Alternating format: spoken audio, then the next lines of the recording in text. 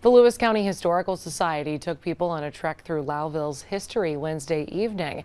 The focus of the tour was the many churches that have called Lowville home over the past couple of centuries.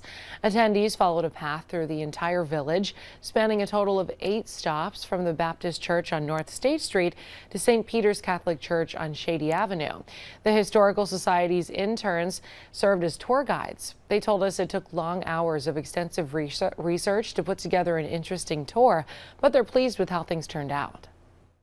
It was really enjoyable to uncover information about the churches in town.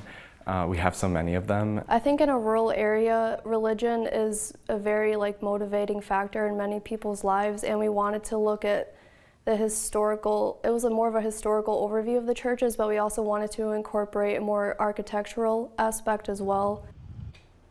The tour was made possible due to the financial support of the William G. Pomeroy Foundation and the Northern New York Community Foundation.